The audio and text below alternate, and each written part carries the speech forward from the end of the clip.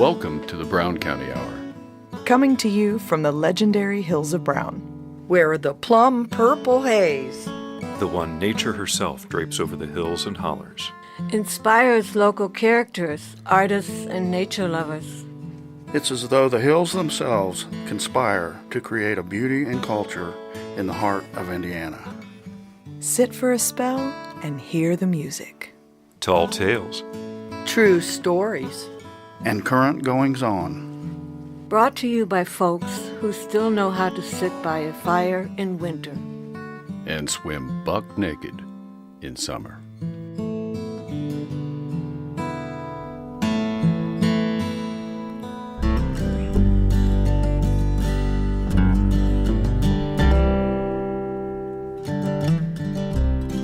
Welcome to episode 75 of the Brown County Hour. This is Dave Seastrom, along with the rest of the crew. This month, we're celebrating our 75th show with a look back at some of our favorite pieces. It was really hard to select the best of the best, and we couldn't make it fit into a one-hour show, so we're presenting this as the radio version. The extra content that was too good to cut will be on our website, browncountyhour.com. Let's kick off this celebration with Reverend Josh Peyton's tune, Brown County Bound.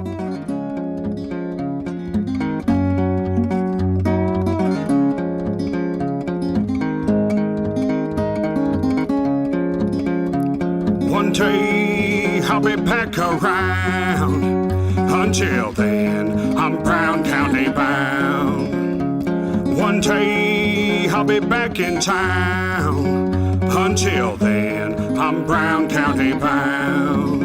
And it's a long, cold winter. And it's a long, hot summer. But it's a short fall back home.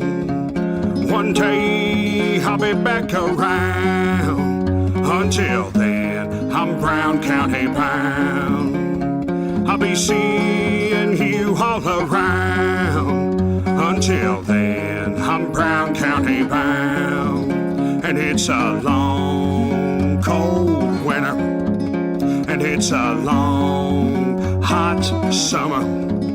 But it's a short fall back home. And if you want to be around me, I don't have to go there alone. I'll be down in Brown County with these hills and my home.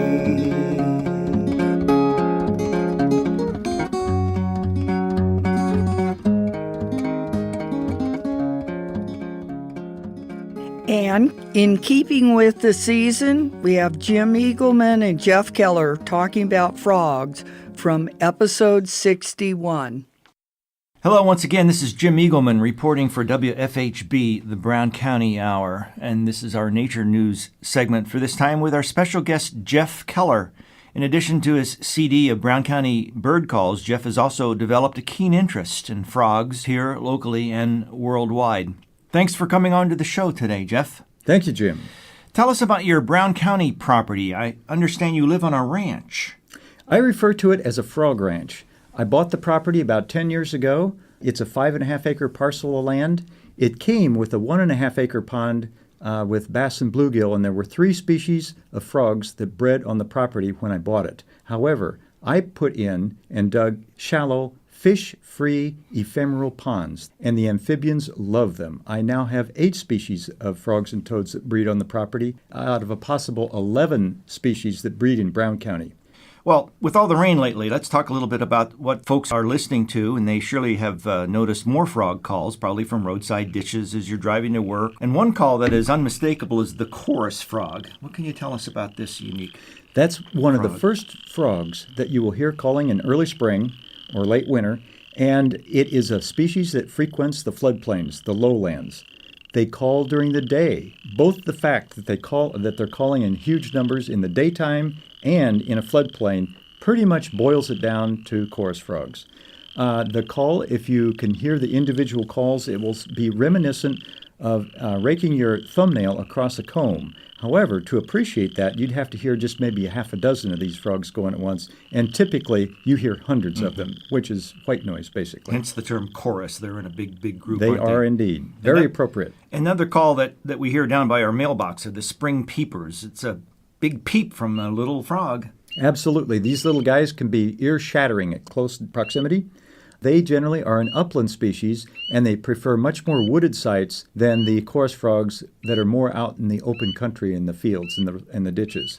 But they, too, call all night long.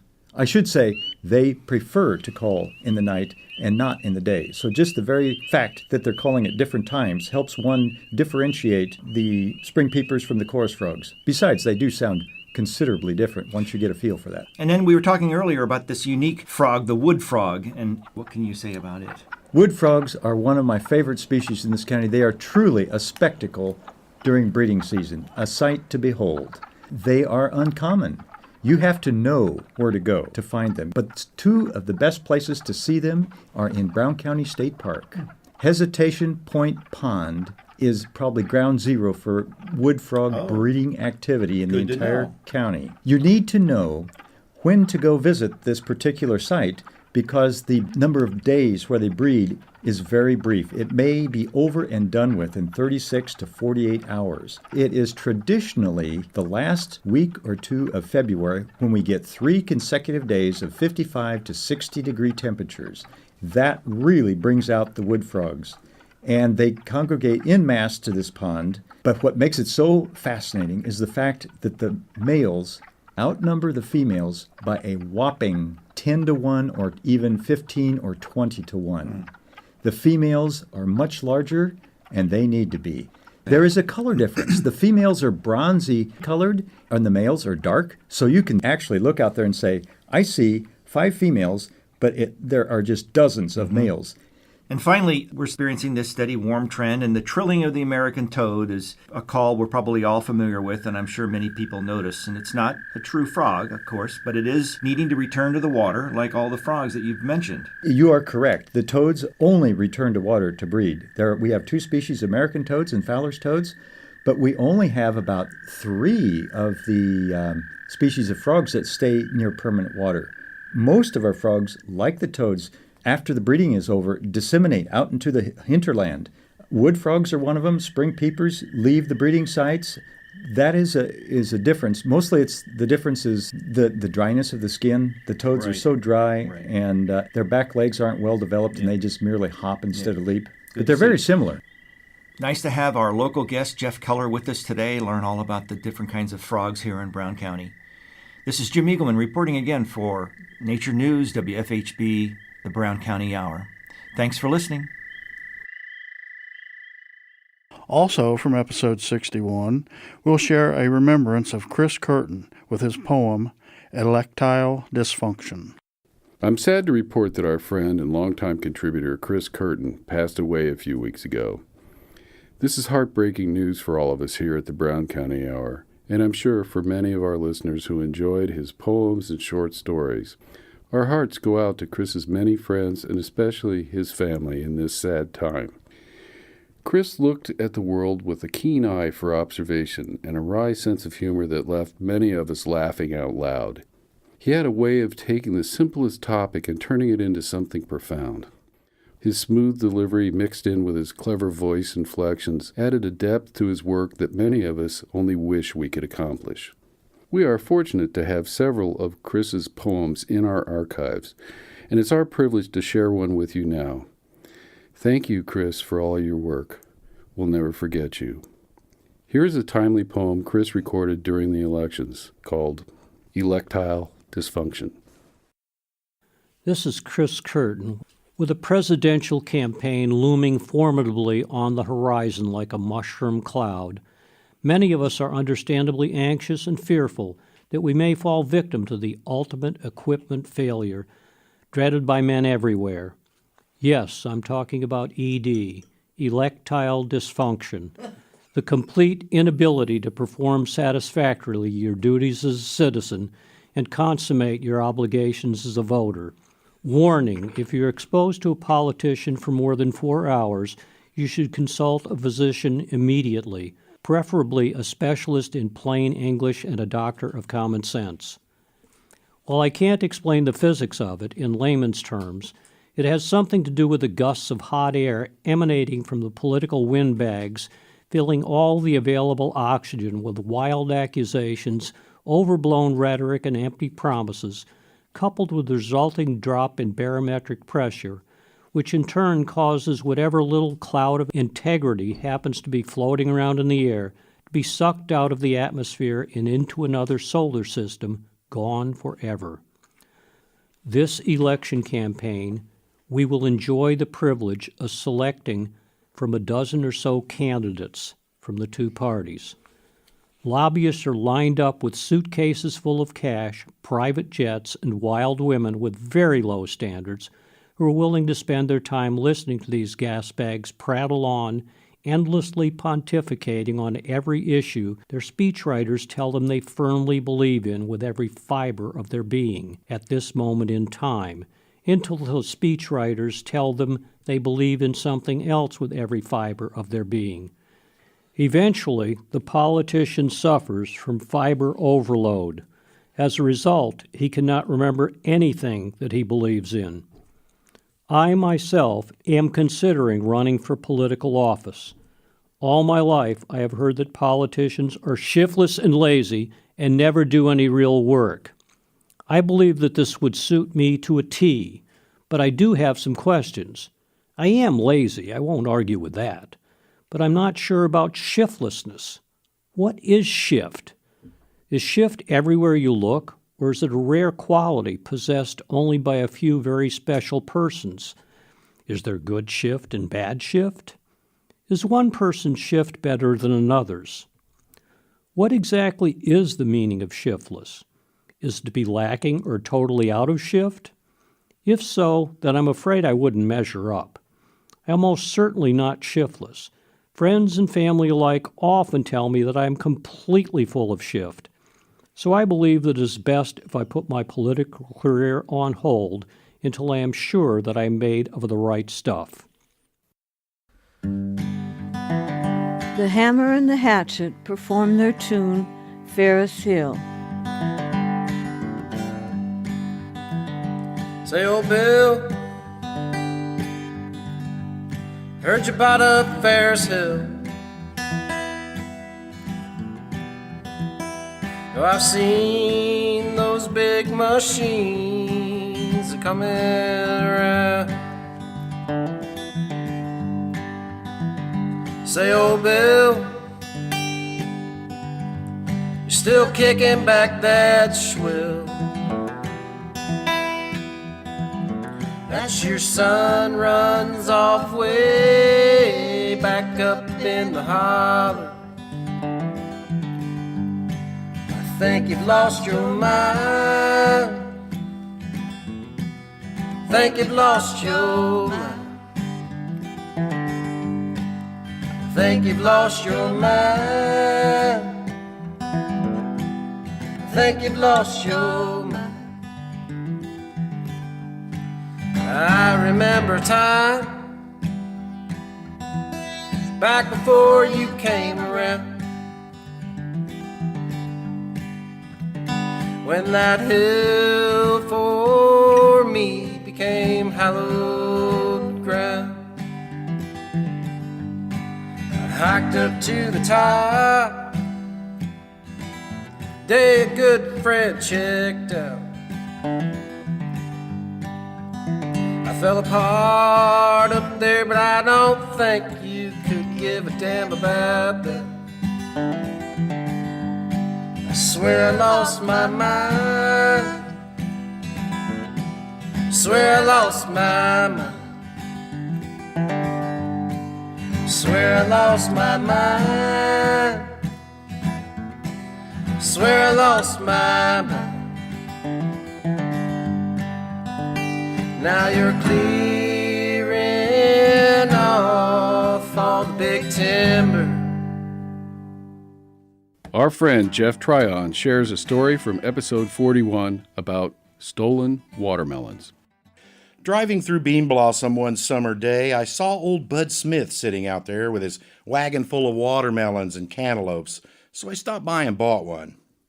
These melons are grown right down the hill in the Bean Blossom Creek bottom, were probably picked today or yesterday. A lady at the roadside tent assured me she had just sampled one and they were sweet as sugar. And it was. I asked Bud, do the kids ever steal watermelons out of your patch? I honestly just wondered if kids today still had the energy and initiative. Yeah, they steal them sometimes, he said. More sad than angry. Sounded kind of disappointed. A few months ago, he said, a fella came up to me at Brownie's restaurant and he said, "Are you Bud Smith?" I said, "Yeah." He says, "Back in 1989, a friend and I came and stole some cantaloupes out of your field and we sat on the schoolhouse steps and ate them." He said, "I never did feel right about that, and it still bothers me every time I drive past there." And he put a $5 bill down there on the table. I said, "It's okay, you don't need to pay me," but he said he'd feel better if he did. Bud said, about that time the waitress came, and she reckoned as how if nobody else wanted that $5, it would make a nice tip. Anyway, it reminded me of a story Dad used to tell about him and some boys stealing watermelons around this time of year. They were poor as Abe Martin and twice as ornery. Dad was a twin, so double dose of hijinks was involved. He and his brother tended to have big ideas and get into things. They weren't thieves or criminal in any sense of the word. They were raised by a very strict moral example, except for this particular vice, actually more of a sport, of sneaking into a local farmer's watermelon patch in late summer and snagging a few ripe beauties for a watermelon feast at the old barn later. Ah, youth. They would slip down the dark lane, trying not to alert the farm dogs, slip through the barbed wire fence into Farmer McGregor's capacious field of juicy sweet melons. About the time they had selected a nice ripe specimen, snipping it from its umbilical vine with their ever-present old-timer pocket knives, the old hound dogs would start barking and raising the alarm up at the farmhouse. Often, as the little bandits scurried away, each clutching their purloined prize, the old farmer would come out on the porch and fire off the 12-gauge a couple of times, but luckily for me, he never managed to kill Dad. Now, they were young kids, maybe 8 or 9 years old. They already worked in the fields for their father, who would make a contract to raise tomatoes for the canning factory. That was an all-hands-on-deck family survival type thing. But by the time they were teenagers, they were seeking additional work, paying work, outside the family to buy their own shoes and school clothes. The family was large and desperately poor. And of course, one of the places they worked was for old Farmer McGregor, who had a big spread with a little bit of everything and hired help for planting, haying, and harvesting from among the local youth. One day while they were working with him in the spring, planting gardens for produce, the farmer told them to go down in the rich bottom field next to the road and plant watermelons. And he indicated that they should plant it all in watermelons, over an acre of them. "Why do you grow so many watermelons?" asked my dad. "Do you sell that many watermelons in a season?" "Oh, no," said the old farmer, "but I plant a lot of extras so that the local boys can come down in the middle of the night and steal a few of them." "Really?" Dad asked with what must have been a guilty tone. "Oh, yeah," said the farmer. "Sometimes I run out and fire the shotgun off a couple of times just to add to the sense of danger. But I'm not really aiming at them," he said with a conspiratorial smile. So, the farmer apparently staged this elaborate ritual of providing free watermelons to those bold enough to take them, but also a lesson learned early about the probable reactions of the victims of such petty crimes. The Russian poet Yevtushenko wrote, "Stolen apples always taste better." And he wasn't just being a good commie either. No, Yevtushenko was speaking to a basic, universal human desire to get something for nothing, for an unexpected and perhaps forbidden pleasure, for the idea that not just the political state, but God himself has decreed and ordained that everything belongs to everybody. I couldn't help wondering if Bud's melons would taste even sweeter if I slipped back over there under cover of darkness and carried one away. And then I wondered if old Bud still has a shotgun. Well, you sure have to consider all the angles when you're living in my Brown County. Next, Jason Blankenship performs his tune, Mihalisville Road.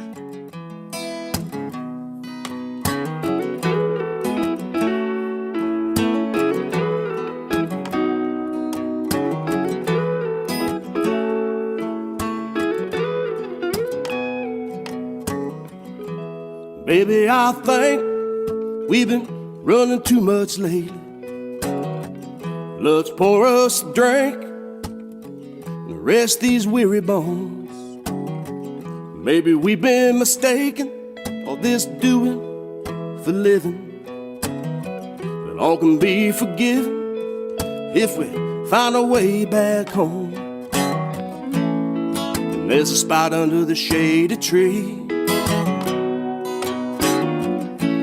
I could lay in your arms for a while.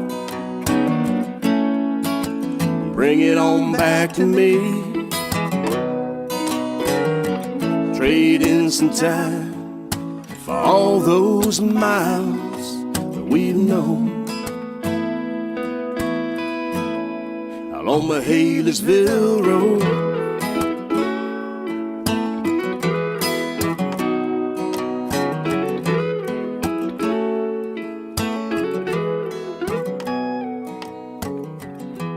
People always said we'd never come to nothing, taking what we give and singing dusty old folk songs. Now maybe they were right, hell wouldn't that be something? But try as they might, they could never bring us down.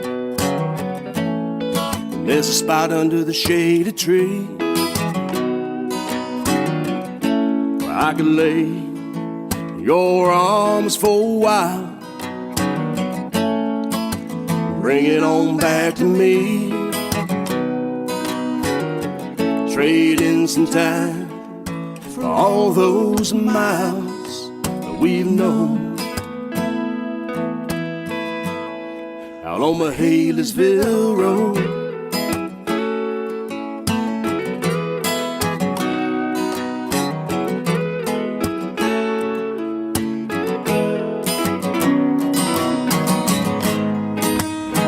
All seem kind of strange to me these passing days.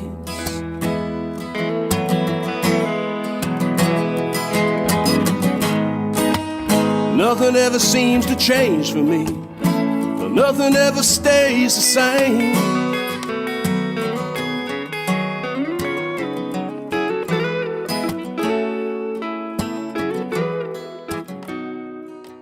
Chuck Wills presents his This Old Guitar Story from episode 60.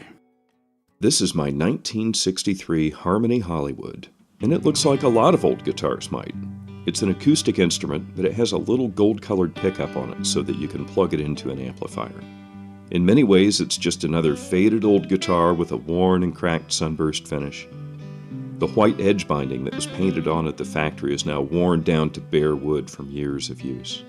To me, it looks like a guitar that my blues heroes might have played back in the day, maybe with a bottleneck slide. This assembly of wood and strings would not be special, if not for the fact that it is special. It's special to me. You see, my dad bought this guitar back when it was almost new in 1963, and had it with him when he moved to San Diego, California to go to photography school. Can you imagine the scene of being in Southern California in the early 60s? The surf and the sand, the Beach Boys, Dick Dale, they were all getting their start. Leo Fender was changing the face of music with his amplifiers and his instruments, and this guitar was there. When Dad bought it, I think his idea was just to hang out with friends and play some music, maybe catch the ear of some pretty California girls. I know he and his friends had fun with it, though, because a lot of the finish was worn off when I first saw it. The little Harmony followed Dad back from California to his childhood home in the Ozarks of Missouri, and later on to Indianapolis. And not long after that, I appeared on the scene, and the guitar lived in the hall closet for most of my youth. As a child, I would sometimes pull it out of the case and marvel at the sounds that I could make with it. But it always went back into the space beneath the stairs. That is, until I decided to drag it with me on an adventure after college. Commandeered and saved from the closet and strapped to the back of my Jeep, this guitar and I spent the summer traveling the country from one national park to the next. The harmony that started in California made a swing back through the state with me, going from Yosemite to San Francisco and all the way up Highway 1 to Seattle. Those were good times, and it wouldn't have been the same without that guitar. Some 20 years later, I found myself in Nashville working as a musician, among other things. Along with a collection of guitars, I still have the harmony. It has a little more finish worn off, but plays as sweetly as ever. In fact, we used it in the recording studio on an album that I played on recently. An old school guitar with an old school sound that has developed over the years and the miles and the mojo from the hands that have played it. When I look at this guitar on my wall, it's more than just an instrument. I see connections. A connection with the blues legends that played slide guitar and juke joints down in the Delta. A connection to 60s Southern California, to my dad's stories and history. Even a connection to my own memories and to the possibility of what might be next. There's more life in this instrument, certainly on into the next generation that gets to care for it. When Dad first strummed a chord on this Harmony Hollywood in 1963, neither he nor the guitar could imagine what would be coming in the next 55 years. But I am grateful for its stories, and that I have gotten to be its caretaker. I'm grateful that this is my old guitar. Hello, faithful radio listeners. This is Mike Bube on WFHB with the Brown County Hour. I have a tale to tell. It happened long ago. Some details may have been forgotten, but I'll tell you what I know. I don't know how it came into the family, but when I was a young boy, I remember that my grandpa had a gun standing in the corner behind his bedroom door. It looked rather small and simple, but the most interesting thing about it was its octagon barrel. I found out later that it was called a single-shot, rolling block, .22 caliber rifle. The manufacture of this particular gun had its beginnings in the early 1900s. I never knew of Grandpa ever hunting with it, but I knew it was always standing there in the corner behind the bedroom door. For curiosity or whatever reason, I always made it a point to check on it whenever we visited our grandparents. Finally, one day, I asked my mom about it. I figured it would be safer to ask her first, rather than to have Grandpa think that I was a nosy little kid. So my mom told me a rather funny story about her dad and the gun, a story that was not so funny at the time. She said my grandpa always worked the night shift, so when he would get home early in the morning, he wanted his rest and went right to bed. As it turned out, there were times Grandpa wasn't able to sleep very well. The routine noises of the day's activities going on would keep him awake, especially one particular sound that was quite annoying to him. I was told that after a long spell of much complaining about it to Grandma, Grandpa decided he had had enough. It was after getting home early one morning from a rough night's work. Grandpa was pretty darn tired and laid right down, only to be woken once again by the harmonious and relentless sound that aggravated him to no end. It must have been on the hourly chiming of the cuckoo clock, because Grandpa evidently had had enough time to grab his trusty rolling block .22 rifle, sight in, and lay the cuckoo bird to rest. Yes, the annoying sound of the cuckoo bird that hung on the bedroom wall had been silenced so Grandpa could finally get his rest. Mom didn't say, but I would suspect that Grandma didn't go to investigate the situation until she heard Grandpa snoring soundly. And that also explained why the cuckoo clock never worked for as long as I can remember. Throughout the years, the gun itself had since been passed on somewhere else. Even though the little gun with an octagon barrel is gone, my memories of it standing in the corner behind the bedroom door and what my mom had told me still makes for the entertaining story of the day the cuckoo died. Patrick Nylander plays his Native American flute from episode 58.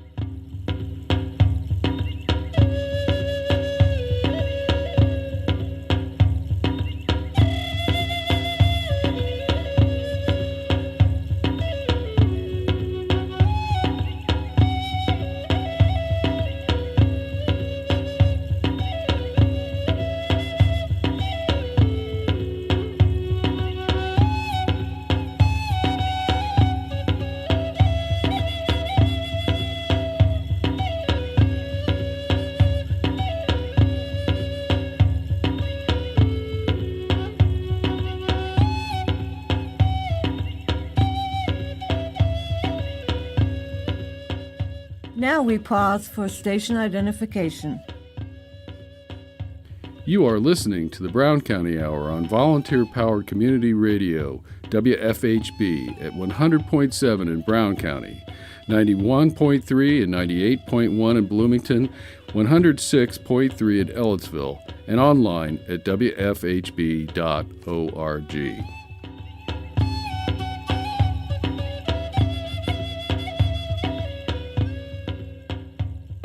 Now comes the conversation with Larry Puzo and John Mills that aired on episode 30.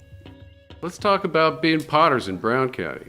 John should probably start since he was here first. Started in '68. Thought I'd do it for a year before I got serious, and I never got serious. Did it with a gas kiln. I did it for 26 years that way. And then my wife and I went out west, first to Colorado, then to Arizona, and had to switch to electric because we were on a 100-year-old wooden floor. Stayed with electric when we came back here at the end of 2000. That's when we changed the pottery name to Brown County Pottery instead of John Mills Pottery. Before that, I hadn't felt like I'd earned the use of the title Brown County Pottery, which is a wonderful historic pottery that started in the 30s. By the end of 2000, I felt like I'd earned the name, and so I took it. Who were the potters involved in Brown County Pottery back in the day? Walter Griffith and his wife, right across the alley from my pottery now. It was their son who was the main potter at first. They made earthenware pottery. You can see a little bit of it in the Nashville House restaurant. Well, Larry, what about you? I had been going to graduate school out in Washington State. My wife and I decided to leave. We traveled around for a while, and I came through Nashville, I think it was December in 1976. And I had been traveling, and I was pretty broke. So I was trying to figure out how to make some money so I could keep moving on. So I rented a little shop, and my rent was $85. Wow. No heat, no running water. No running water? No. No, I used to get my water over at the leather shop next door. Okay. And then eventually we hooked up some water. In a Brown County sort of way. In a Brown County First we built a porch, and then we added onto the porch, or enclosed the porch, and then we added some water to it. But so I was there, and pretty primitive, and built a kiln out in the back, got to know John. Coincidentally, the potter that I was studying with in Washington, a guy by the name of Carlton Ball, he was good friends with Karl Martz, who was a pretty famous potter in this area, and also he was teaching at IU at the time. So when I came back, I got to know the Martzes. So I stayed in Nashville and made pots, high-temperature stoneware and porcelain. In the beginning, I had your typical Nashville business situation. I'd make a lot of money in the fall and say, hey, honey, let's go to Florida for a couple months. Go to Florida, come back broke, and start over again. So, I still don't have water in the shop. We carry it in a watering can, but that works. And we do have heat, however. Karl Martz was my major professor over at Indiana University in graduate school. For me, it was great because I didn't have any money. I started my career here, and gradually once I had kids and I got a little more serious about it, I started thinking that I needed to make money more than 90 days a year. And then I just decided that I wanted to wholesale. I bought a house and large auto garage on it, and turned that auto garage into a studio and made pots there for almost another 20 years. And now you're in public service. Right. Well, when my kids went to college, I thought, God, I need to do something else. What am I good at? Let me see. I'm pretty good at not making any money. Maybe I ought to go into the not-for-profit world. And that's exactly what I did. How is the clay here? Is there decent clay that could be used? It'll fire to about 2,000 degrees. You'd make an earthenware. I believe that the first Brown County pottery did use at least some of it, and the Brown County Hills pottery used some. He stopped in the shop as they were folding up, and he said, well, we say we use Brown County clay, but, we add enough of it so we can say that. Mostly they used a commercial clay called Red Art, and I used that as the darker clay in my mix along with the fire clay. I used local clay probably the first 5 years I was here. I got premixed clay, but I'd go over to Clay City. But they dug their clay there, and it was pretty good clay. I just get fire clay from Missouri, which is an extremely high melting point clay. It's used to make fire brick. I add the red clay from Ohio to it to make the color more interesting. That's where the clay is left bare. Of course, there are glazes over the larger part of it, a glaze being glass melted on the surface. Both mixed our glazes from just raw chemicals. Carl taught his students how to calculate the chemistry on a molecular level, and most of the students didn't want to bother, but I loved it. Carl was gratified to have a student take to it. It gives you better predictive ability as to the melting, the surface texture, as well as color. And then there's always the cost. It's a lot cheaper to make your own glazes than to buy them commercially. Oh my God. And I have to say that I always admired John because I don't think anybody was more frugal in making his clay and mixing his own glazes. You know, his cost to profit ratio had to be pretty good. My glazes average $4 a gallon. Do you have any idea what they pay for a half pint of glaze at American Art Clay Company? Yeah, well, I do, yes. What? That's like $25, $30. That's not a gallon that he's talking about. No. Yeah, you can't dip a large piece of pot in a little pint of glaze, can you? If you're going to do it and make money, if you can make your clay and you can make your glaze, you're better off. Yeah, when something goes wrong, I can get right on it and change it. Well, and you've got a finger in the pie all the way along, so you know where the problem is. Sometimes you don't, and that's part of the fun. Is when things blow up in your face, now you got a problem to solve. Well, you got to love a craft that can occasionally involve an explosion. Pyromaniacs, that's what we are. Yeah, exactly. Yeah, pottery maniacs. Yeah. Well, thank you very much, gentlemen. Here's one from way back in episode 15. Rick Fettig with the Hillbilly Love Potion. Hello, my name is Rick Fettig. Some of you, I hope, are getting to know my voice from the Brown County Hour. Others of you know me from my work. I do mostly maintenance, light construction, and some remodeling around Bloomington and Brown County. On many of those hot, humid Indiana summer days, my clothes are often sopping wet with perspiration. You could probably wring them out and fill up a 6 or 8 ounce glass. In winter, when the temperature dips down, it's time to put on those long johns. Once they're on, they don't come off often until the temperature rises or I get a chance to throw them in the laundry once a week. To get to the point, I've developed my own special fragrance. I found some backers and a couple of chemists, and we now have bottled that fragrance. And in honor of Brown County, we're calling it BC number 6. It's now available to you if you call in now. Call BR 549 right now. Operators are on duty. Women, if your man never does any physical labor, and at the end of the day he comes home still smelling like a Christmas tree on a rearview mirror, hit him with a mist of this BC number 6, or put a dose on his sleepwear. It's guaranteed to kick up the pheromones a notch.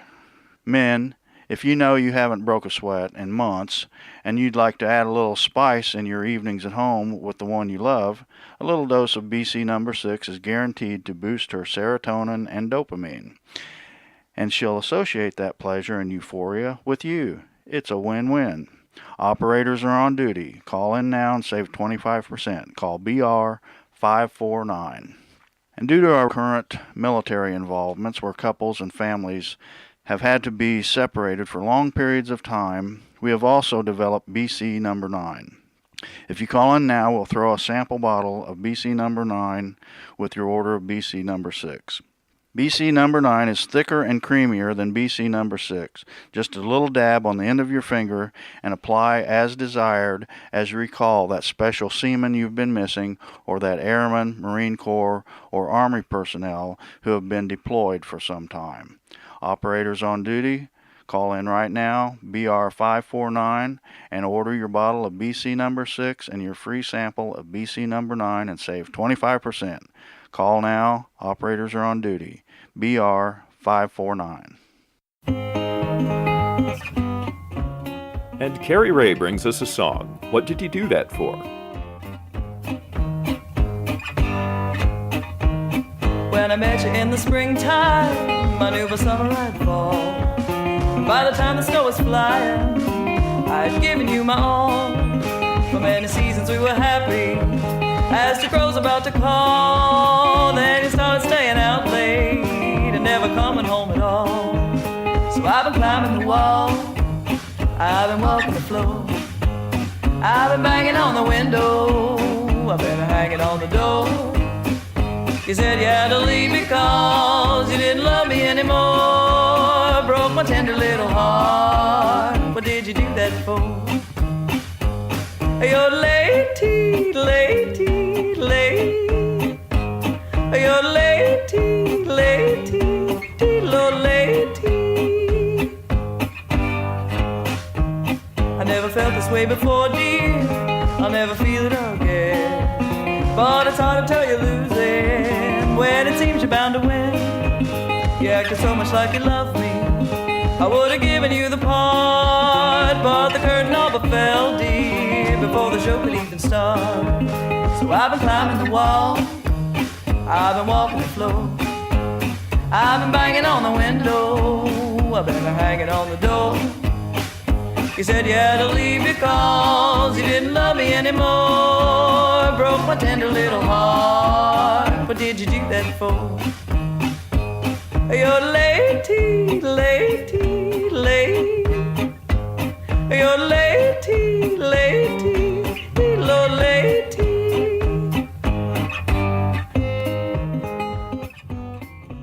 Going all the way back to episode 7, we recorded the very first interview with the Indiana boys. Okay, this is Rick Fettig, and I'm here with the Brown County Hour, and we're hosting the Indiana boys this evening, aren't we? And that's what you guys call yourself? We do most of the time. We got Dan Bilger on the bass, straight from the White Lightning Boys, and other parts unknown. And then Barry Elkins, Mr. Barry Todd, as we affectionately call him, he's playing the mandolin for us tonight, playing it well. I got Dickie Gist over here to my left, running the soundboard and playing the guitar all at the same time. He's a wonder. And then myself, I'm Keenan Rainwater, and I'm playing the guitar and singing, and once in a while I'll play the harmonica a little bit.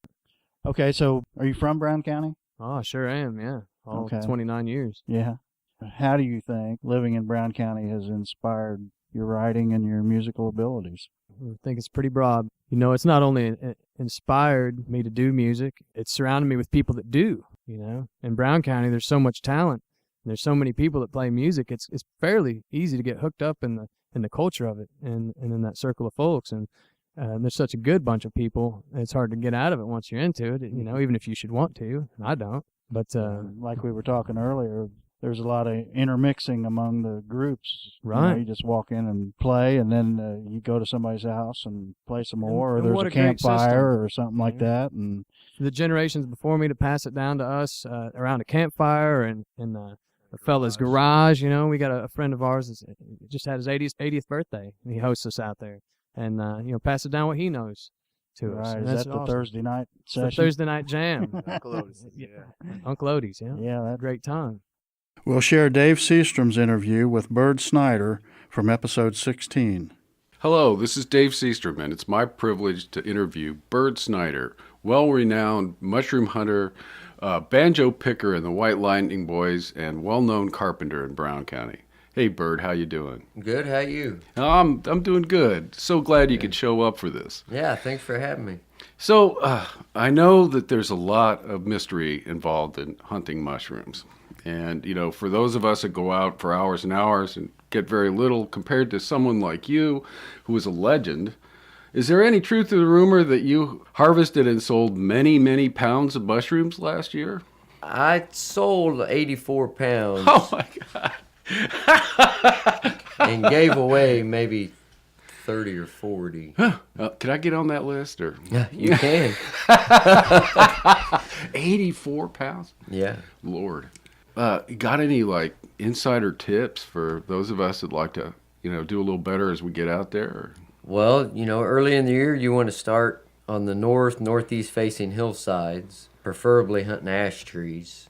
And you want to start looking at the base of saplings, anywhere that the leaves create like a small greenhouse, maybe a log laying on the ground. The leaves have kind of rolled up against it, and there's that little air cavity where the sun heats that ground first. And at anything that's basically 90 degrees, you know, that catches the sun, that'll be the first place you'll find them. And those are the warmest areas where the leaf cover's the thinnest. Are you one of those people that believes in hunting mushrooms by walking up the hill? Or?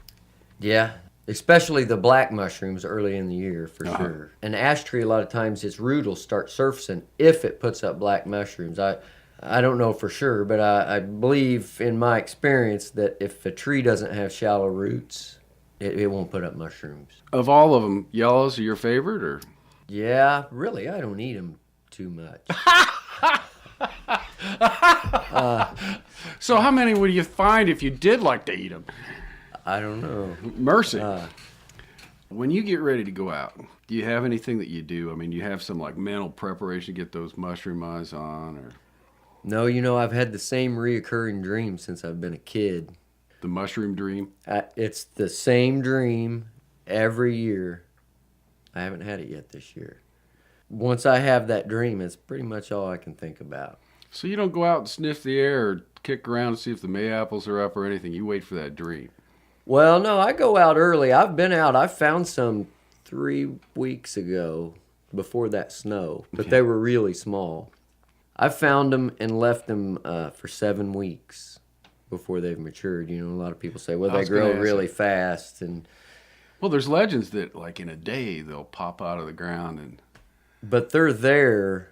Like on a good year, I've removed leaves before. I mean, I'm talking in an area 3 times the size of this room, every leaf. But we wasn't getting the rain when we needed it. Instead of raining every 3 to 4 days, we were lucky if we could get one a week. As far as I know, they grow in the top 2 inches of the soil. Well, that's the first thing to dry out with the sun. I think actually on dry years, they're there. You just got to find those moist areas that doesn't dry out so fast.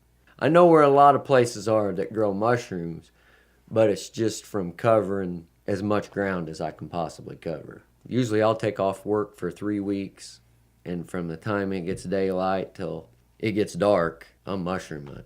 There was a time where I had rode my mountain bike in and left my mountain bike. Thought, well, I've been up to the head of this holler before, and it can be really good. There's some big elm in there, but I'm not going. And then I thought, well, hell, I've got my flashlight. I'm going to go ahead and go. So I take off and I go up there. There's this huge white elm tree, and the bark's peeling on it. And I thought, man, if that's all mushroom, there's no way. You could see the haze in the head of that hollow. There was 19.5 pounds. Oh my God. Under one white elm tree. Wow. So this is like a pinnacle moment for you in mushroom hunting. Right. Well, Ryan Reichert, a guy that hunts with me a lot, we hit a tree like that last year that had 17 pounds under it. Wow. They were everywhere. Mercy. We picked for 3 hours on one tree. I mean, they were everywhere. But, it's about covering ground. Those trees are few and far between. Those 2 trees are the best 2 trees I've ever found in my life. You've certainly told some inspiring tales of mushroom hunting, and I really appreciate your coming in with this. Can you think of something inspiring or something that you'd say to somebody that's thought about mushroom hunting and has never really motivated themselves to get out there and do it? Or give me a call and I'll sell you some. That's right. Well, Bird, thank you very much for coming in, man. Hey, thank you. Really appreciate it. Yeah, it's a lot of fun. From episode 35, Gunther Flume's Voodoo. VooDooDoo, VooDooDoo, VooDooDoo by Gunther Flume. Think of how much guts it takes, since I admit I make mistakes, and then move on to making more to keep them baffled by my score. Yet though it may be true I'm stupid, I'm really wrong when playing Cupid, for my mistakes make me the best at finding friends their feathered nest, since they just take one look at me and see how wrong a man can be. So Valentine's, I'm always there to help my friends in their despair. Now take the case of my friend Bill, who had a gal of iron will, who also had a heart of lead, a box of rocks inside her head, a face and body like a whale, with nose hairs like a possum's tail. Why, she's so ugly it's been said in graveyards she can spook the dead. I seen a skunk that caught her eye, then caught its breath to pass her by. Plus mean and rotten to my friend who swore he'd love her to the end. But all her plans had just one error, as she held our friend Bill in terror, for we could tell by all the strife that she endangered poor Bill's life. So since I knew she was to blame, I figured I could play her game. So I went through their garbage pails just to find her hair and nails. Then in an outhouse in a stall, I slipped inside her voodoo doll. That night she knew that something's wrong, as she felt doo-dooed all day long, as she smelled like a toxic spill that only stopped away from Bill. So I knew soon that she'd decide her life was awkward by Bill's side, and it was all because of me, whose VooDooDoo set Bill free. But here's the last wag to this tale, for soon a wedding did prevail, as my friend Bill in total glee has found a gal of high degree, whose lowered standards of her love has fit Bill like a worn-out glove. So how'd I help this friend of mine with his brand new Valentine? My gift to them their wedding day, I promised them I'd stay away. Whenever I see them off in the distance, I can always tell that means a lot to both of them. Yours truly, Gunther Flum. We'll close the show with a choice piece from episode 28, S.G. Strategos's rendition of the closing arguments in the moonshine trial of Alex Mullis. Attorney Bill Jones' summation to the jury in the moonshine trial of Alex Mullis. Gentlemen of the jury, ladies and gentlemen of the court, Your Honor, I'd like to thank you for your patience during this trial, and I'd like to compliment you on the orderliness with which you have conducted yourselves. Here in Brown County, things are done differently. Myself, I'm nothing but a country lawyer, but I did grow up believing that Brown County was part of a democratic republic which guarantees a man certain unalienable rights, and that among these rights are the right to life, liberty, and the pursuit of happiness. Let's have a look at that last right I mentioned, the pursuit of happiness. The Constitution says no man shall be denied. Now, I don't know how they pursue happiness up there in Indianapolis. Maybe they go a-dancing, maybe a picture show, maybe a ball game now and then. In Brown County, there different people pursue happiness in different ways. Old man Ains here, he's got a tobacco farm. We all know that ain't an easy life, and Mr. Ains, he works that land hard. He works it hard when the crop come in, and it's cut and hung and dried and cured. Well, old Mr. Ains, he brings in that crop to market and gets the best price he can for it. Most of the crop he does that with. As for the rest of the crop, he lays a little aside to do with as he pleases. Maybe he dips snuff, he chews, maybe smokes a pipeful in his parlor and tells stories to his grandkids. But he does it because he likes to. It makes him happy. And there ain't a person alive on God's green earth going to tell him he ain't allowed. Now this other man here, the defendant in this trial, Alex Mullis, among other things, he grows corn. Now, if he wants to sell some at market and lay some aside to do with whatever he pleases in pursuit of his happiness, is someone going to tell Alex Mullis can't do that? He ain't allowed? Is Mr. Robinson of the state of Indiana down here to tell Alex Mullis, a good Democrat to the bone, a citizen of this democratic republic of these United States, that Alex Mullis cannot in no simple manner pursue his happiness? And we all know how happy a little kick of white mule makes you feel. More than a few of you know exactly what I mean. Beside which, the state has not shown one shred of evidence which proves that the moonshine still in question belongs to Alex Mullis, or in fact, that the apparatus is even a moonshine still at all. For all the state has shown, Alex or someone else might have been using that old wash tub to wash their dirty overalls. The state has not shown us the evidence. The state has relied on colorful talk. Don't get me wrong, I like colorful talk. I'm accustomed to it. I tip my hat to Mr. Robinson's poetry, but I throw my hat down at the insinuation that Alex Mullis has something to hide.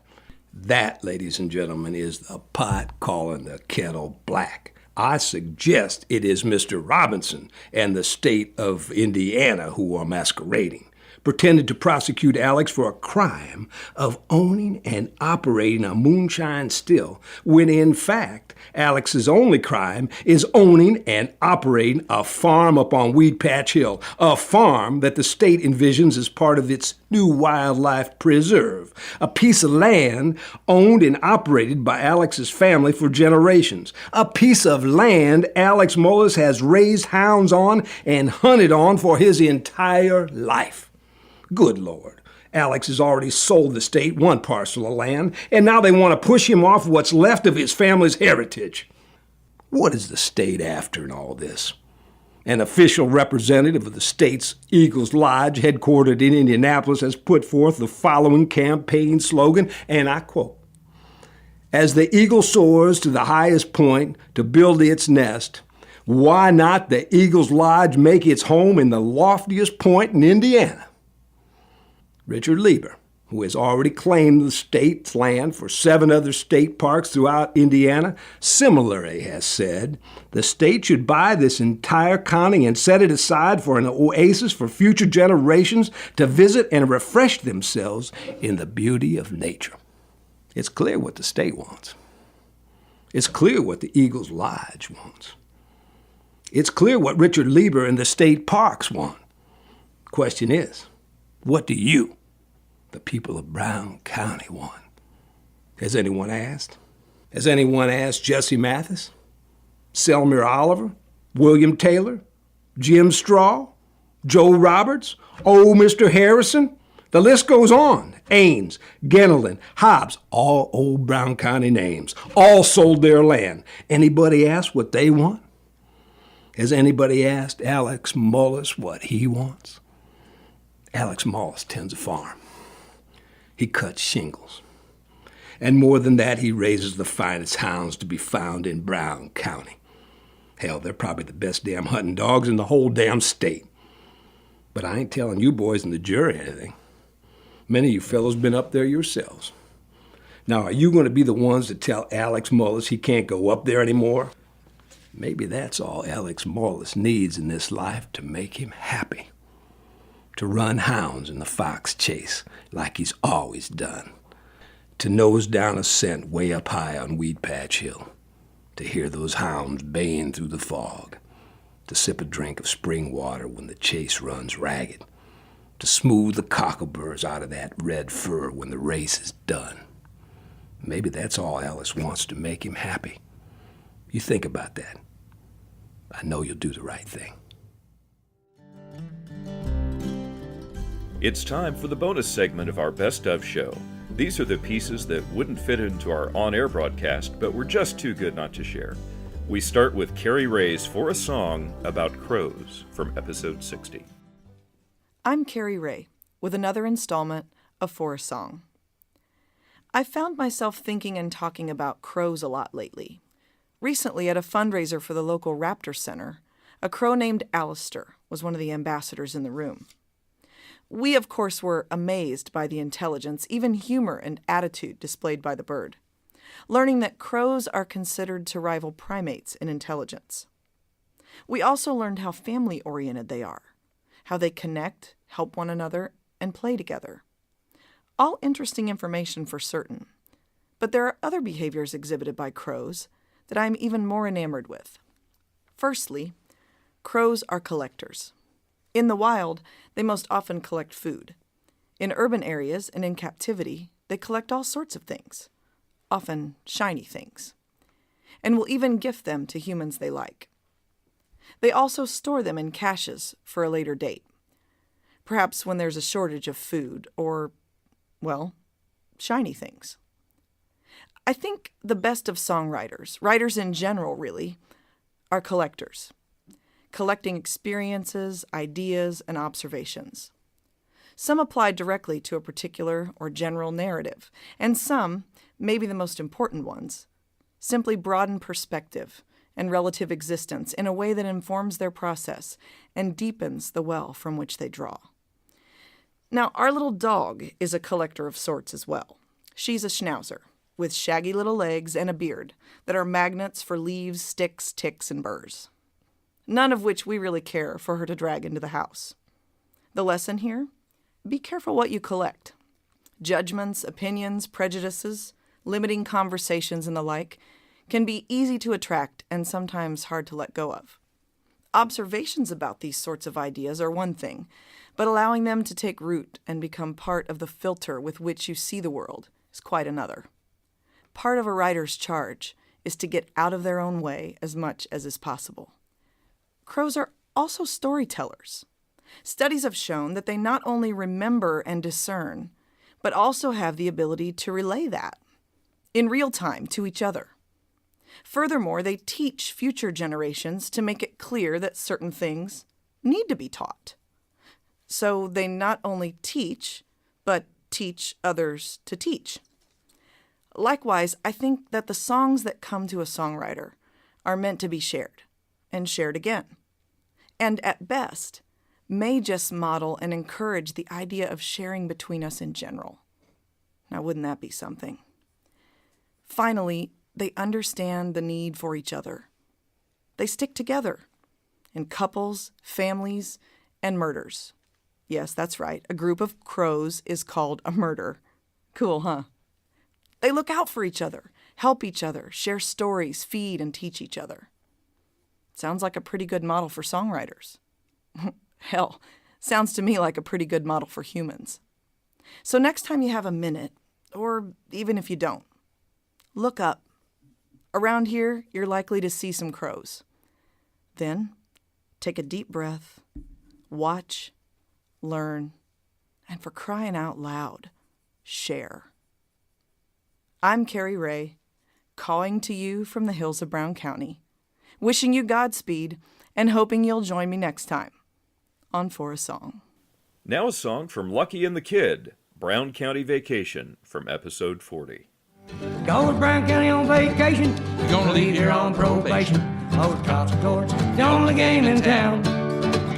You can't live here like Tom Sawyer. Bring your checkbook and your lawyer when you come to visit here in the hills of Brown. It all started last November. Can't forget as I remember. I got caught trespassing while standing in my yard. Well, they pulled her pistols and sat me in a chair and hollered at me while my girlfriend stood there looking at me hard. Go to Brown County on vacation. Don't leave here on probation. Those cops and courts are the only game in town. You can't live here like Tom Sawyer. Bring your checkbook and your lawyer when you come to visit here in the hills of Brown.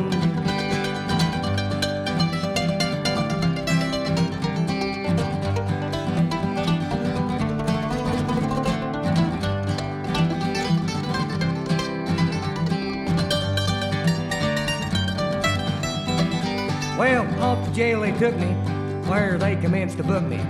I'm a hardened criminal, you can see it in my eyes. Now I remember well, when they took me to my cell, all my friends were there. Imagine my surprise. Go to Brown County on vacation, you're gonna leave there on probation. Those cops and courts, the only game in town. You can't live here like Tom Sawyer. Bring your checkbook and your lawyer when you come to visit here in the hills of Brown.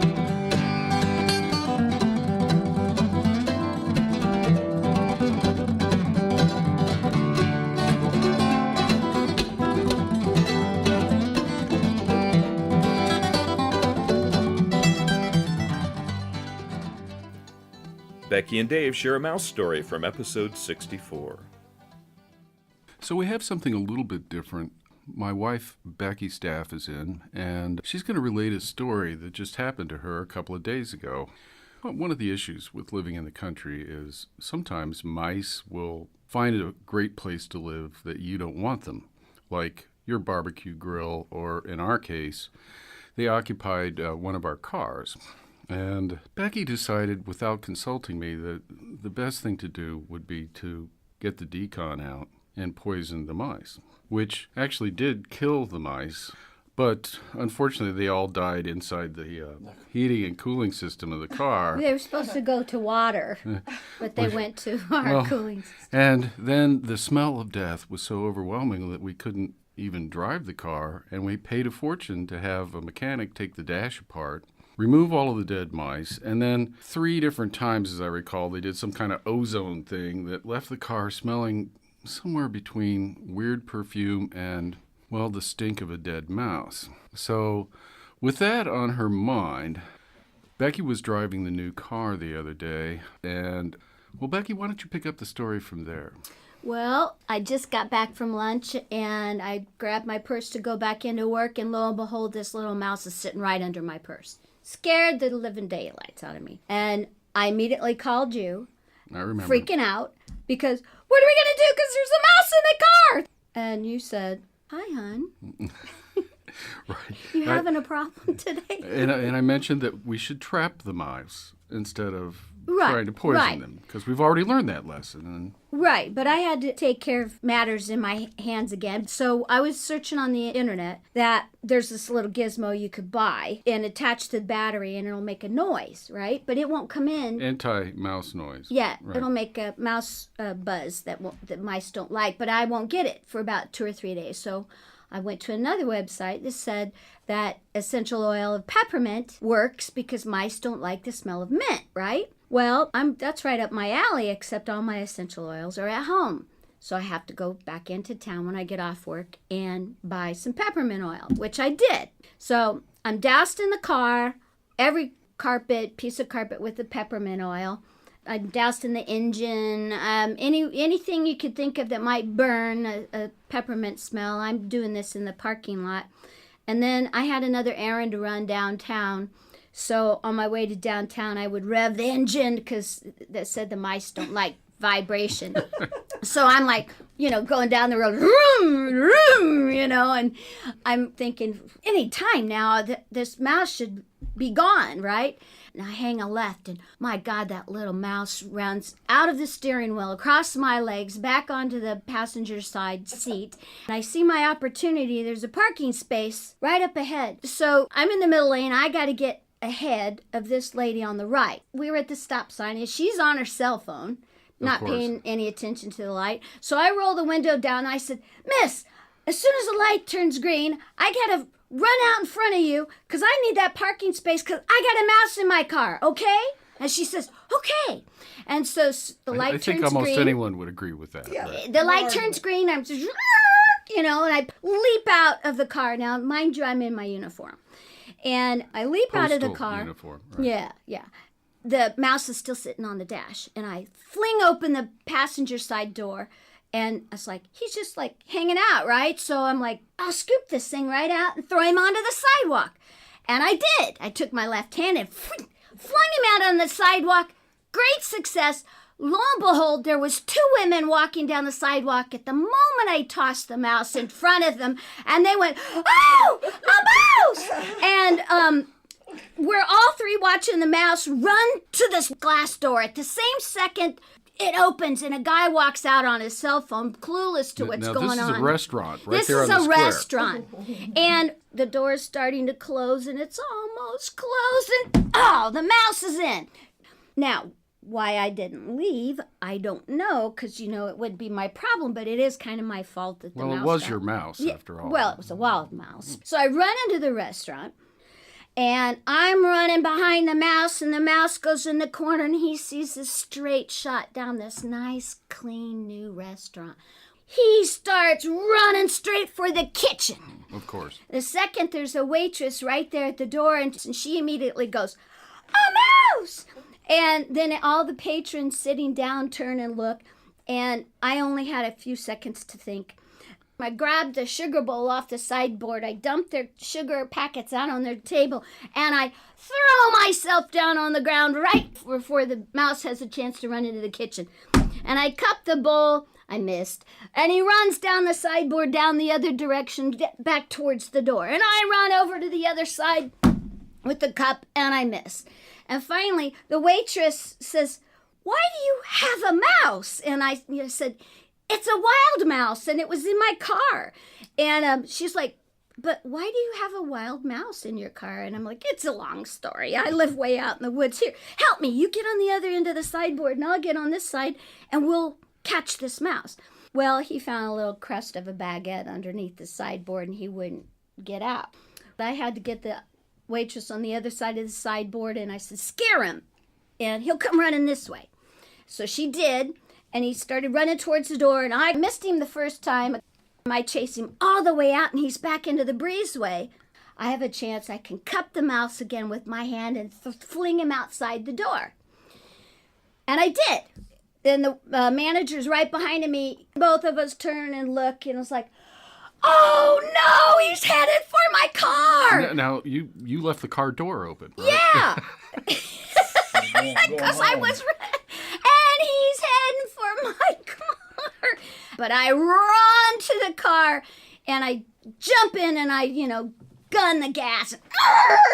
I did see the manager in my back rearview mirror, tiptoe out into the parking space and look down, but I'm not sure if we succeeded or not. And that was my mouse story. Well, the upshot of that was that the car ended up in the shop, and the mouse had, in fact, got into the air cleaner and made a nest, which had to be vacuumed out. But they did have to do the ozone thing again to get the dead smell out. It doesn't have a dead smell. It's got a little perfumey kind of mouse urine smell.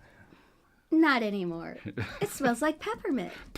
With a little peppermint sprinkled over the top. This is Dave Seastrom. And Becky Staff. See you next time. This is Hank Swain's tale of the day Salt Creek flowed backwards from episode 11. The day Salt Creek flowed backward. The years 1811 to 13 saw violent earthquakes along the Mississippi River, centered near New Madrid, now known as the New Madrid Fault. The territory at that time was sparsely populated, so the damage then was minor when compared to what it would have been today. There were accounts for a short time that the quake caused the Mississippi to flow backwards. A 1972 article in the Brown County Democrat newspapers refers to a similar reverse stream flow on Salt Creek here in Brown County. The new highway to Columbus was under construction, and the farms supporting the two new arched bridges were in place 2 miles east of Niceville. The earthquake that day was only a 0.4 on the Richter, but it was enough to collapse the scaffolding on the bridge construction. Now this created a temporary dam, causing the water to back up Salt Creek for a short time before the stream pressure broke through the clogs, restoring the flow. But the damage from this temporary backflow of the stream was minimal, but the psychological effect upon the Brown County residents proved to be far more extensive than might have been anticipated. As the stream began to reverse its flow, it loosened all the junk thrown into it and pushed it up over the riverbank, depositing it there. And the farmers who had been using the creek as a self-flushing dump site began to see all of their former deposits return to them.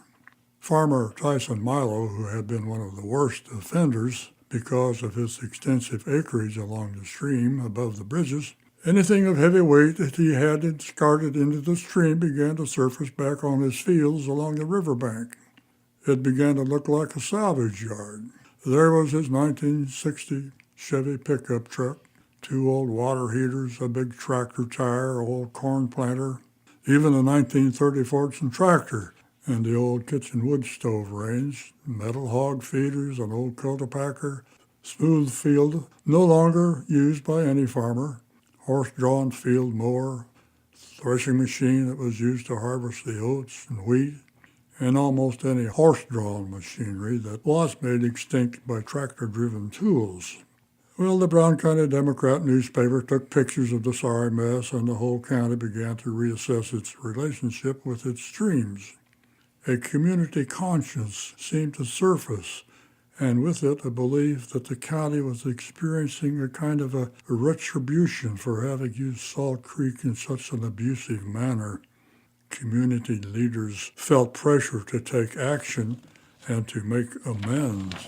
The recycling center was built, and schools promoted the long-term savings from recycling, and the children in turn persuaded some doubtful parents to join the cleanup of our county. The Chamber of Commerce created a project to voluntarily clean up a long stretch of Salt Creek so that canoes and kayaks had a debris-free 8-mile float. The Visitors Bureau promoted the annual kayak race, which brought new influx of tourists interested in the outdoor sports activities. The popular mountain bike trail in the Brown County State Park already had a reputation as one of the best in the nation, and some of the riders of the trail were also river sports enthusiasts and helped promote the kayak race. Little did residents know how great an economic benefit would come from the earthquake that caused Salt Creek to flow backwards. One of the local residents, upon reflecting on the incident, suggested we should memorialize it annually as the day Brown County turned green. Our friend Frank Jones introduces Steve Miller's firewood story from episode 3. Steve Miller has a story about Christmas in the past.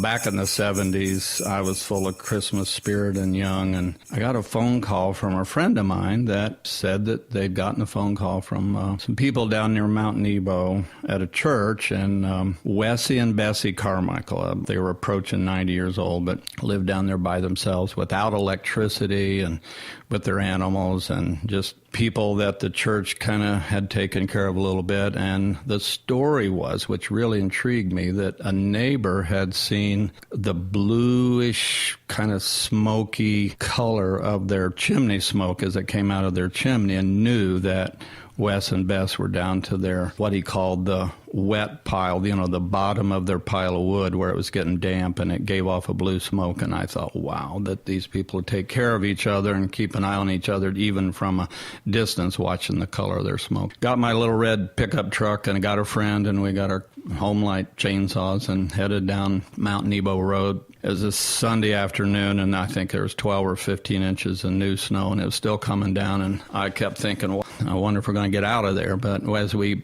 came down Mount Nebo Road and found their lane, and as it kind of sloping downhill, and I kept looking at how we were going to get out of there, and it was going to be tricky, but we had to move pretty quick. So as I approached their house, it was just like going back in time. It was just this amazing people living in nature that just intrigued me. And there was Wes standing there. He had his axe, and he had this look about him, his beard and his hat and his eyes, and just one of those characters that I was very intrigued by. And as I came up, I rolled down the window, and he just looked there, and I introduced myself I said, Wes, we're here to help you cut some wood. And he knew we were coming. I guess somebody told him, and he had his axe, and he looked at it, and I said, I'm from Nashville. And he said, well, I guess that'd be all right. And he looked at me, and I thought, oh my gosh, what eyes, what face. And I knew he was looking right into me, and I thought, well, let's cut some wood. It's getting dark. And he kind of motioned his axe kind of down the ridge. And as we headed down there, I said, well, you want to ride? And don't like trucks, don't like machinery. And I thought, oh, boy. So as we headed down there, first thing I saw was a big red oak tree right near the house, maybe 100 feet away, and an easy cut. And I said, hey, Wes, there's a big red oak right there. It'd be a great one. And he looked at me, and he just shook his head, didn't say anything, just shook his head no and motioned on down. I thought, we're getting further downhill. And then I saw a big white oak. And I said, hey, Wes, there's a great white oak right there by the road. And he just stopped. And I stopped the truck, and he just walked right up to my window, my open window, and he just stuck his face probably 2 feet away and just looked at me right in the eyes with those eyes and that face that were just speaking timelessness, really. And he said, I'm a man of my word, and when I say something, that's what I really mean. And shook his axe. And I thought, whoa. Okay, lead the way. So he headed on down, and we went way down over the ridge, and I thought, oh my gosh. And so we turned the truck around, backed up to this tree he wanted to cut, and he had told me that he and Bessie had cut all their wood, probably 50 years, with a 2-person crosscut saw that he kept razor sharp with his file. And she would get her little handmade basket and put their lunch in it, and the two of them would head out for a whole day and cut wood by hand for all these years and put it on a little sled that they had and pull it back up to their house by hand. This is just amazing. And we fired up the saws, and he just sat there just beaming. I mean, he was just smiling so big, watching. He was so happy. And his eyes were just so bright. He was just like in wonder that we were cutting these trees with these power saws. And I thought, oh, this is so great. And so we cut a big load and put it on the back of the truck and headed back up, and he walked right in front of the truck, wanted to lead the way. So we went back up and stacked it all right by the front door and saw that he was really down to his last wood, so I felt really good about it. And I said, okay, Wes, we got to get home. It's getting dark, and I got to get back. And he just shook his head and looked at me again with that same look and said, no, Bessie's made you guys supper, so you got to come in. I knew, okay. So he opened the door, and he motioned us in, and we went in, and there was a table right in the middle of the room with candle, because they'd never had electricity, you could tell. They'd never lived with electricity, and I thought, wow, we're going to have dinner with these people, and it's getting dark, and I guess I don't really care. These are just such great characters. And so we sat there, and the two of them sat in the chairs, watched us sitting there at the table, and then Bessie went to the stove and got a pot of Kraft macaroni and cheese dinner. The church had given him boxes, and he said, well, I don't know what to do with this, but I made you guys some supper, and it was 4 boxes of Kraft macaroni and cheese dinner. It was a big kettle full, and she piled it on our plates, and the two of them sat there and watched us start to eat this. So I ate and ate, and my friend ate and ate, and just about the time I'd get about half of my plate down, she'd go back to the kettle and bring it back over and heap more on. I thought I was going to bust. And then I finally started to relax and thinking, well, this is an evening I'm never going to forget. I started looking around, and I saw their life. I saw the sack of hickory nuts and the bittersweet and the herbs hanging up in the window sash. And I saw that she had made handmade rugs, just animals, the dogs and the cats and the eggs, and they didn't have refrigerators. I just saw how these people lived by the simple truths of nature and the seasons, and without money, without electricity. And that was just an amazing evening when it was snowing, and I kind of relaxed and heard their whole story about their lives, and I was just blessed hearing this story of Wessie and Bessie Carmichael. And we finally headed out, said goodbye, and shook their hands really hard and smiled, and just I could tell that this was one of those Christmassy feelings that just was the best. So we barely got out of there. I mean, it was just one of those evenings where we just barely got home, and I was just so thankful that we'd ever gone down there. Enjoy the Whipstitch Sallies from episode 23 with their song, Got Me a Letter. Well, I got me a letter from a girl I know. Been sleeping with a man and she can't let go. My name is Jolene and I've got a story to tell. I tell you right now that it don't end well. I got me a letter.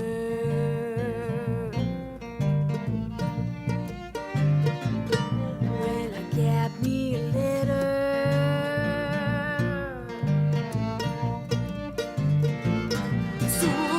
Her letter, and here's how it goes.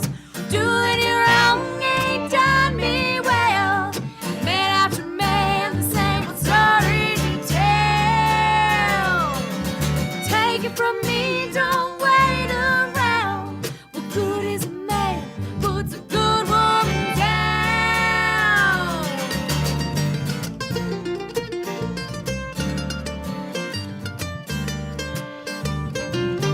Yeah, you're begging of me, oh, please don't take your man.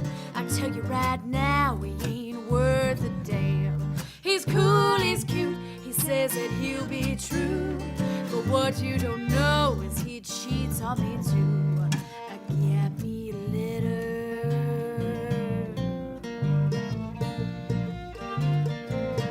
Well, I got me a letter.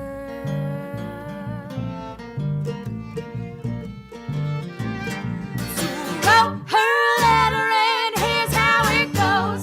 Doing you wrong ain't done me well. Man after man, the same old story to tell. Take it from me, don't wait around. What good is a man puts a good woman down?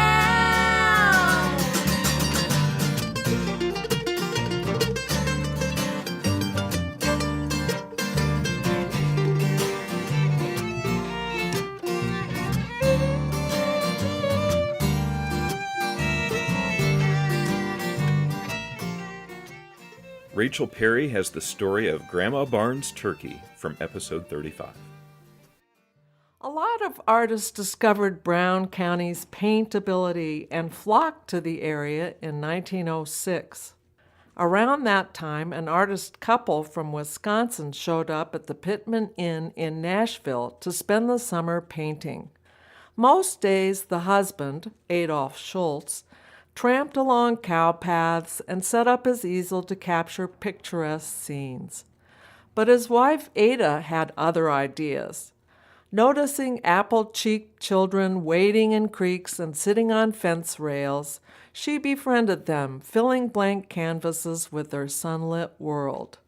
Grandma Mary Barnes tended dazzling flower gardens that surrounded her cabin on the east branch of Owl Creek and raised chickens, turkeys, and geese. She hit it off with Ada Schultz, who started bringing selected children to pose with Mary's friendliest fowl. In preparation, Mary hand-fed her feathered charges and fixed jelly sandwiches for the young models. Mary's passion for chickens and turkeys inhibited her taste for cooked fowl, and one turkey in particular had become a special pet. He was king of the roost at the Barnes place, strutting among the hollyhocks.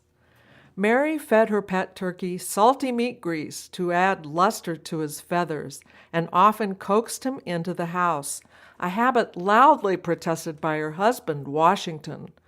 Despite his aversion to the bird, the turkey sought out Wash's company like a cat who senses allergic visitors and jumps into their laps.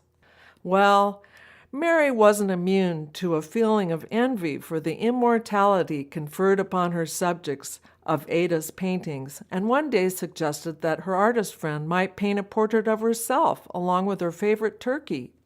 Despite their close friendship, Ada resisted, preferring to depict the innocence of youth. But she finally gave in and agreed to begin a large canvas in late August, a week before the Schultzes returned to Wisconsin.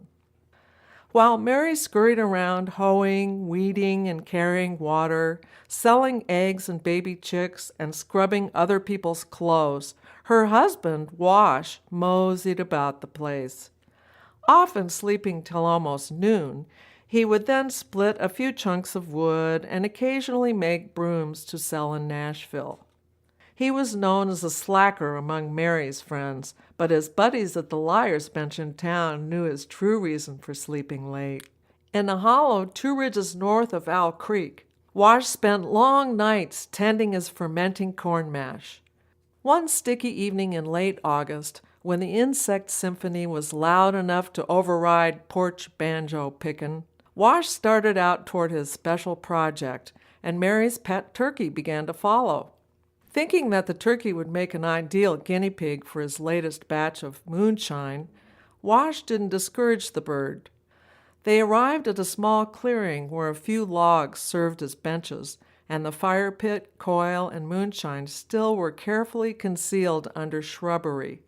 Wash put the turkey down and scooped a little gunpowder from his pouch into a metal cup, pouring his latest hooch into the mix. He grinned with satisfaction as the potion flamed when he held a match to it. He allowed the cup to cool and set it on the ground. The turkey curiously approached the cup and began to drink. At first he shook his head in bewilderment, but then he drank a little more and soon pecked and tipped with merry abandon. When the bird showed no ill effects, Wash settled down to taste his own wares, and the two genially drank as the whippoorwills repeated their insistent whistle.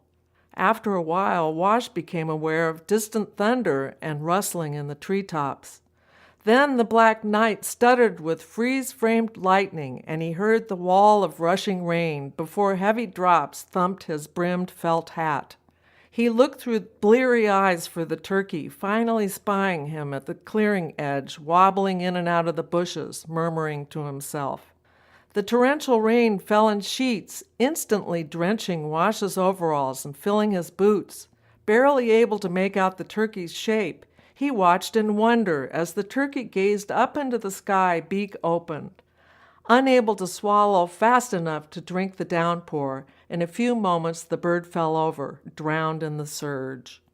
As quickly as the storm had approached, it rumbled away toward Salt Creek Valley, leaving only occasional drips from newly rinsed foliage.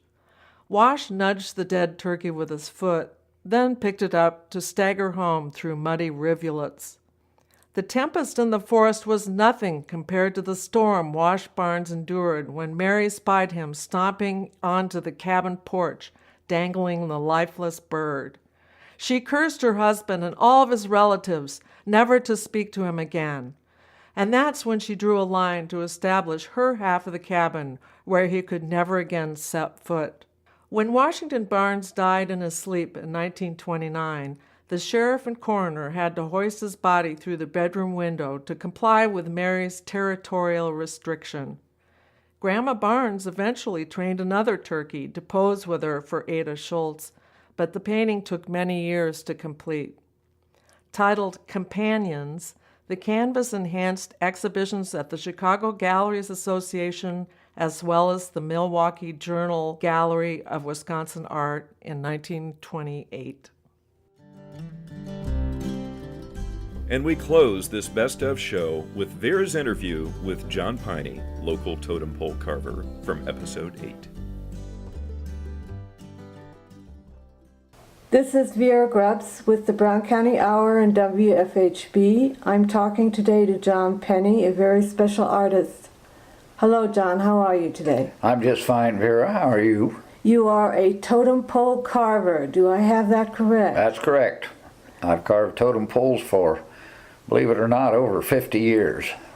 I carved my first totem when I was 11 years old in the 6th grade. I needed an art project, and I had a spatial grandfather that started me painting and carving when I was 8 or 9 years old. And he gave me a National Geographic with Northwest Coast art and totem poles. And I carved what I called a totem pole for art class, which looked as much Southwest Kachina as it did Northwest Totem, but that was the start of it. So I've been carving since 1948. But you didn't actually take it seriously until what time? I carved off and on until I moved to Brown County from Fort Wayne in 1979. I started carving full-time, so I've carved full-time over 30 years. And I have totems from Ketchikan, Alaska to Shanghai, China, believe it or not. What kind of role did Brown County play in your art? Well, I was introduced with my first wife to Brown County, and we'd come over here to Nashville, and I first fell in love with Nashville when I was a kid in the Navy. I was hitchhiking from Florida in 1956, and I just kept coming back and coming back. I always liked southern Indiana better. I grew up in northern Indiana around Huntington and Fort Wayne, and I never liked the winters. I came to Brown County in '79. I owned this property down here and started building a log cabin from the ground up, and still have it. And that's when I started carving full time. What is it about a person that helps you to choose what sort of totem you might carve? Well, I've never carved two alike. I never draw anything ahead, or I don't mold in clay or anything like a lot of artists. I do all my drawing on the log with chalk and pencil and start chiseling. And I've carved a lot of eagles and a lot of bears and a lot of orcas, but they never look the same. And I get to know everybody I've ever carved a totem for. I know them. I've never sold one commercially in a shop. Fortunately, it's people I meet, or somebody that sees one of my totems in the family wants to know how to get a hold of me. I've never advertised. People just come and find me ever since the first one. I've lived an artist's dream. I've got a list of 4, 5, 6 people all the time that I've promised a totem to, and I've probably carved 45 or 50, I'm not sure how many, but all over the country. But I get to know you, and I get to know your favorite colors, your favorite animals, your favorite birds.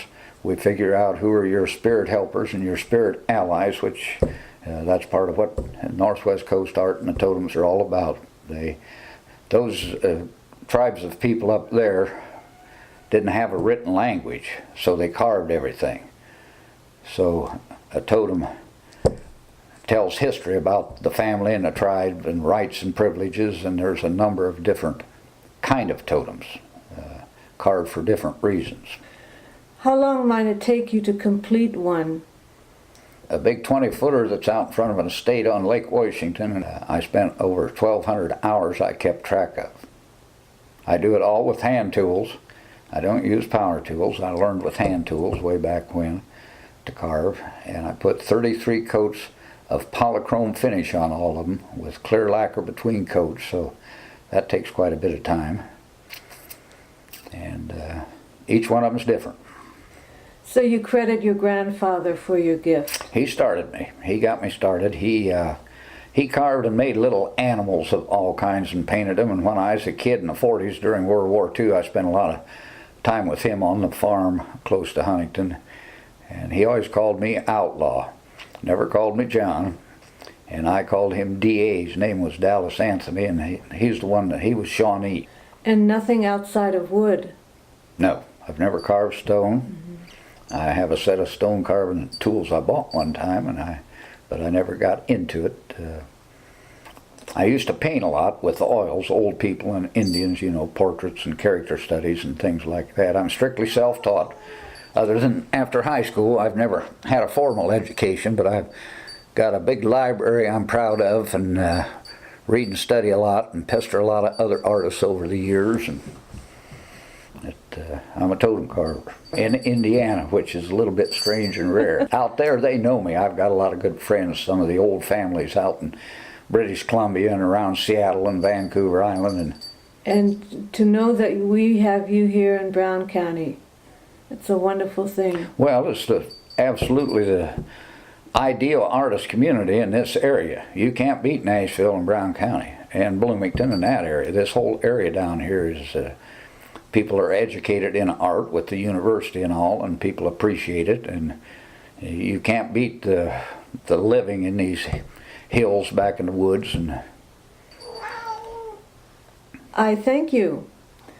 This has been Vera Grubbs for the Brown County Hour, talking to John Penny, and we've been courtesy of WFHB. Sound effects courtesy of Butterbean the cat.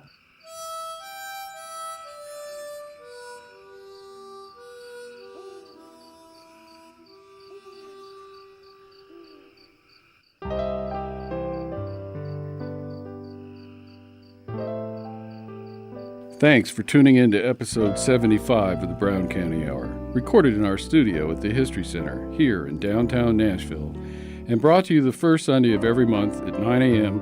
and the following Wednesday at 6 p.m. The Brown County Hour is brought to you by a diverse group of folks who believe now more than ever the world is for everyone.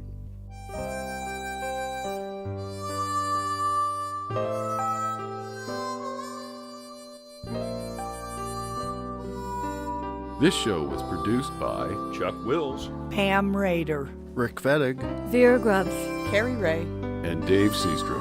We would also like to thank Slats Klug for our theme music.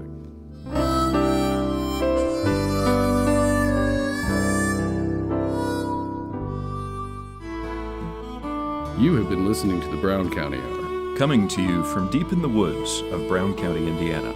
Celebrating the arts, culture, and nature that make this such a unique community. Visit us online at browncountyhour.com. The Brown County Hour is a production of WFHB. Volunteer-powered, listener-supported community radio for South Central Indiana.